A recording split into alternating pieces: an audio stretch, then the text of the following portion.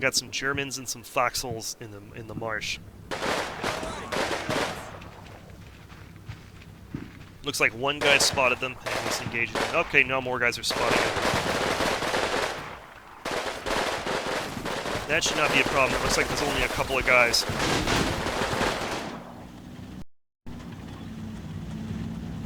Oh look, we spotted those guys again. Wow, they're really tough. Put a few tank shells in their spot and they're still sticking there. Okay.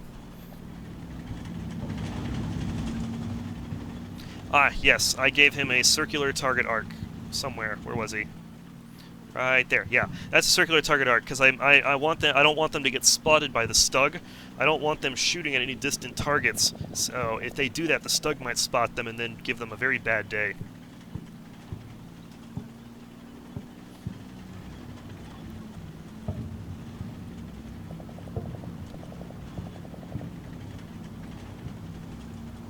I'm going to go ahead and set a light target command here, so that tank will shoot there for a while with a machine gun. That should help quite a bit.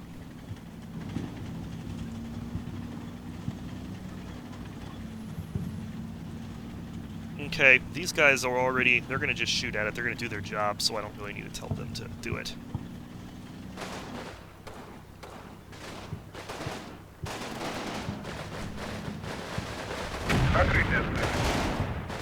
Alright, I think I just entered fire for effect on that Stug, I hope. Yeah, there was just a couple of guys there, so they could have caused a couple casualties before they went down, but I think I'm just going to overwhelm them pretty easily.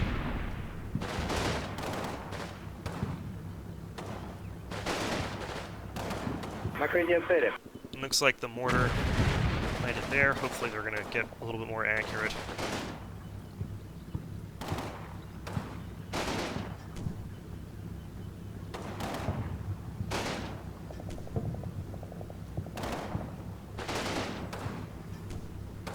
Looks like we got some infantry at the wall here. So that was the spot from... Who spotted that? These guys right here. Got a spot on a possible infantry contact there. Oh, there we go. We got some mortar rounds landing. Ah, the turn ended. We'll see next turn. Okay. So these guys are in good order. They're not getting shot at. I'm going to go ahead and move them across onto this little island here. I'll leave the sniper team in place to shoot at stuff. They're tiring, so I'm not going to give them assault. I don't want to... Oh, shoot, they can't move across that. That's impassable. So we need to go around. Okay, maybe I will use assault for this.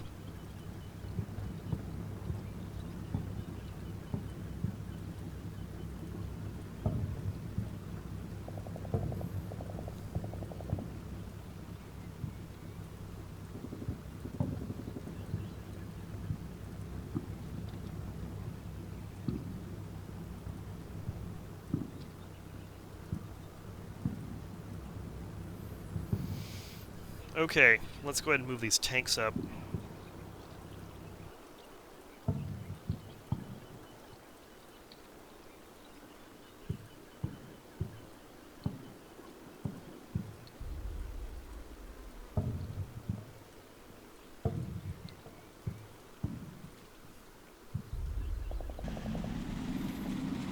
Yes, it's more accurate. Oh, that was a... What was that? Holy crud. Let's see that again. Oh, ho, ho, ho, ho, ho. Yeah, that did not make him happy.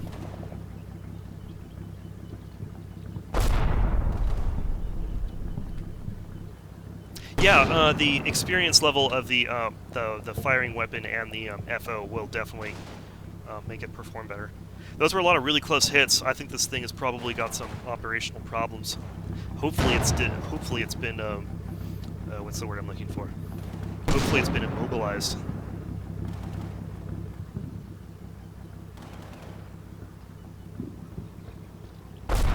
That was a direct hit. Did not penetrate, but it was a direct hit. I just heard the engine turn off. I think we knocked out the engine. That worked out well. I also heard some nasty stuff over there. I'm going to rewind and check out what happened over there.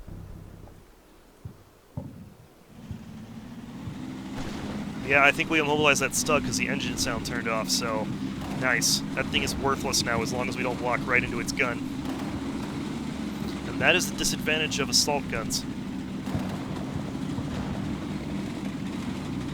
Okay, let's move forward until we see something happen. We got some more infantry here.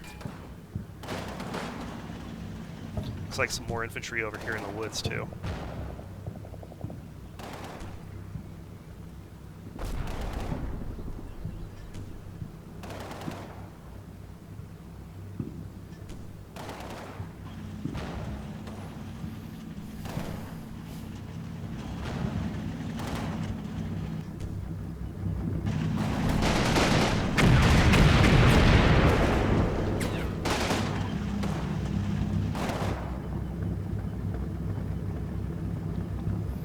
Okay, so this is another thing about doing an attack, or really any action whatsoever. I'm not trying to engage the enemy along his whole front. I'm not trying to engage his whole force at once. I'm just trying to take one part at a time, one piece at a time, and engage it with as much of my power as I can. So you'll notice it seems like overkill using all these tanks just to knock out some infantry guys on the front, but what this means is I can destroy them in detail at little risk to myself and then move on to the next piece of the enemy defense. If you can manage to do that, you can dismantle an enemy defense pretty effectively. Of course, then you have to worry about counterattacks and stuff, but that's the basic idea, is you want to try and engage as little of his force as possible with as much of your force as possible.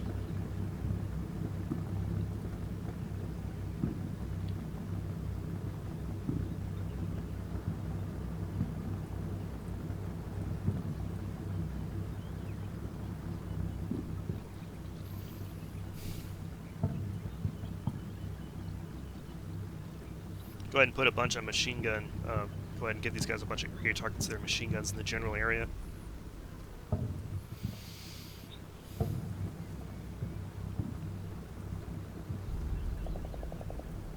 Alright, I'll let those guys continue to move into position.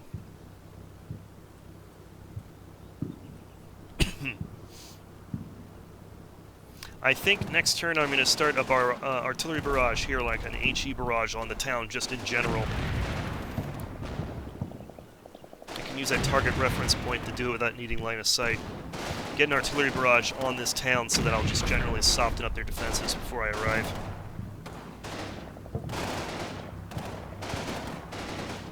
Looks like we got something there, don't know what it is.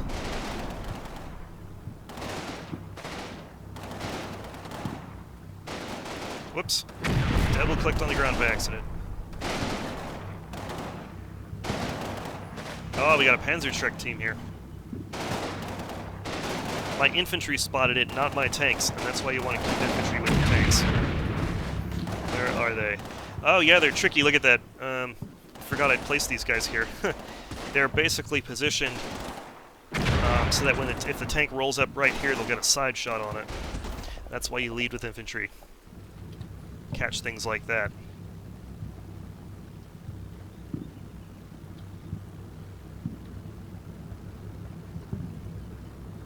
Okay, let's get that.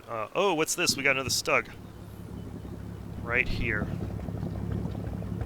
Who spotted it? Yay, these guys. You see, these guys had not moved at all, right? This platoon, you remember these guys? I set them right there. Over time, they start spotting more stuff. Like this Stug. They had not spotted that for a good 10 minutes. And now they've seen it, and now they've identified it. So that's why you want to leave those units in place for a while. They'll start spotting more stuff. Let's go ahead and call in another fire mission on this thing. Запрос поддержки, прием. Luckily, the AI is not too good about reacting to stuff. For a human player, though, you might not get as many breaks as this, because a smart player, when he sees spotting rounds coming towards his tanks, he's going to move them. And as soon as the tank moves, the fire mission's pretty much ruined. Alright, let's call in an artillery strike on the town.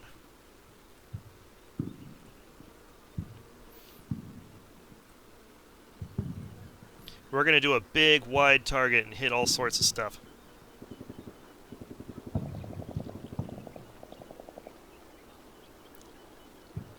Shoot. It's going too far out for my... Alright, looks like I can do about that. That's about as big as I can do on that target point. Okay, that'll have to work. We're going to turn that place into a crater. Запрос поддержки, прием.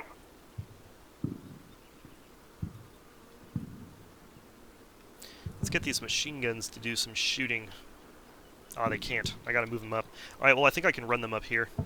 Actually, I'm gonna load them on a truck.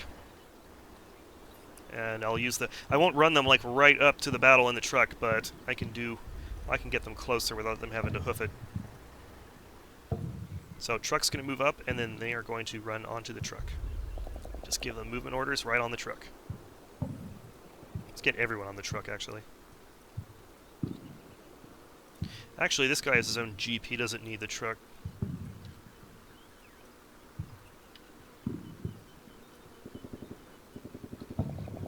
Okay. It's a 76 millimeter. I believe they're ZIS 3s. Not terribly large, but it'll do the trick with enough rounds.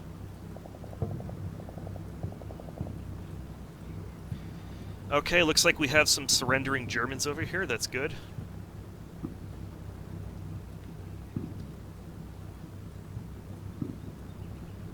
I'm going to go ahead and change these guys to quick because they're not getting any incoming fire and it's taking too long. So click on the waypoint, change it to quick.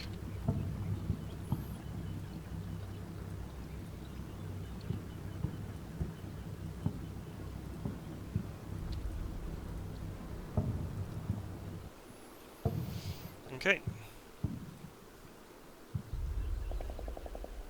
Ah, yes, okay. So, good question. So he's asking what the little numbers mean in the boxes next to the names and stuff. Excuse me. So, next to the leader's name, the number is his leadership modifier. It's basically going to affect generally how well the unit does its job and its morale and things like that. It's a pretty fuzzy concept. We don't like give any hard numbers out for how it works. But, yes, that's +1, so it means good leader. It can be -2, -1, 0, which is just blank, I believe, +1 or +2. So +1 is a pretty good leader. And it's just the leadership of this guy. If he dies, then the number will change because it will be the number of the next guy in charge. And generally, it's going to be worse than the guy that was the one at top. Then, at their morale indicator at OK, that indicates their morale level, which can be anywhere from very poor to fanatic. +1 means high. It means the higher the number, I think it also goes from -2 to +2. The higher the number, the more resistant they are to, they'll perform better under enemy fire is what it means. Fanatic, though, is hidden. Fanatic would be +3, but it will just show as +2 because you're not supposed to know whether a unit is fanatic or not, because fanatic units will actually, they're practically impervious to morale penalties. But those are pretty rare. You don't usually see those. But yeah, so anyways, the higher the number, the better the morale. The higher the number, the better their leadership.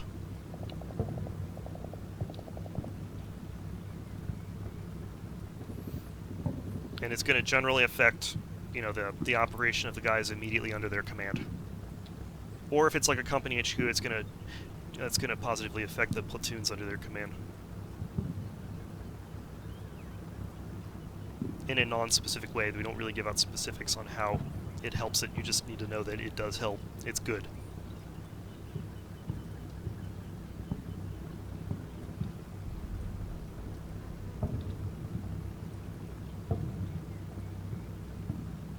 Now, I'm pretty sure even the fanatic guys will break if a flamethrower is used against them.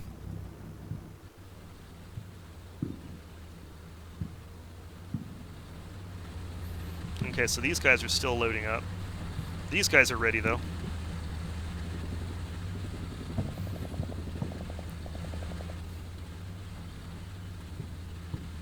So we're going to drive that, we're driving this Jeep up. It's got the FO team in it. We're going to drive them up here and then offload the FO team in the wood line.